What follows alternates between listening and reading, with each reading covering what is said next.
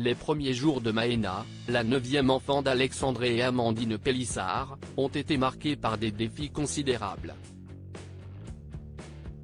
Incubée dans le service de réanimation, leur petite guerrière a dû lutter pour chaque petit souffle d'air.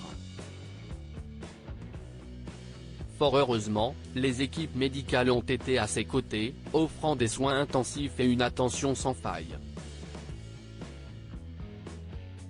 Pour les parents, cette épreuve a été un véritable tourbillon émotionnel, les faisant naviguer à travers l'incertitude et la peur.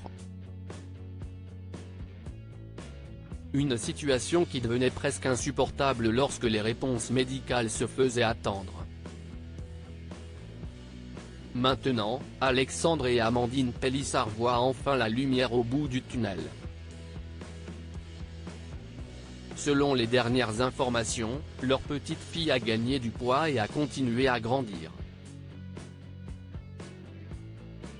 L'une des avancées les plus significatives est que Maëna peut désormais profiter de moments de peau à peau avec ses parents.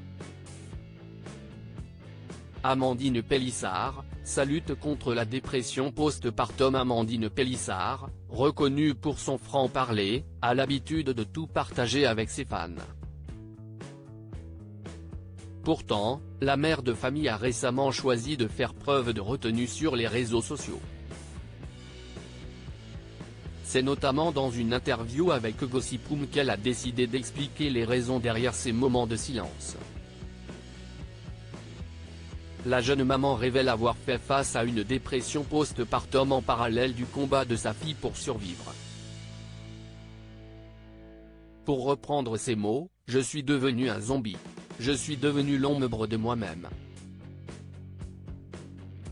C'était le matin, je ne voulais même pas me lever. J'avais une boule au ventre, juste à l'idée d'affronter ma journée. Je ne parlais plus, j'étais livide, transparente. » Amandine Pélissard @TF1. Un véritable changement à la maison, le compagnon d'Amandine Pélissard a assisté à un véritable changement de sa partenaire. Apparemment, peu à peu, la maman aurait perdu le goût pour les aspects essentiels de la vie. Elle raconte « J'étais éteinte, je n'étais plus moi du tout, mais plus du tout. Je pleurais tout le temps, je ne dormais plus, je ne mangeais plus. » Pire encore, elle admet avoir refusé pendant un certain temps de prendre des nouvelles de sa fille au service de réanimation, confiant « J'avais peur d'appeler la réa, parce que je ne voulais pas entendre les bips derrière. Je ne voulais pas qu'on me dise un truc que je ne voulais pas entendre. » À chaque sonnerie du téléphone, celle qui a été persécutée par sa banque se mettait à faire de la tachycardie. Mais si la dépression post-partum s'est emparée d'Amandine Pélissard, au fur et à mesure que l'état de sa fille s'est amélioré, elle a également commencé à se remettre.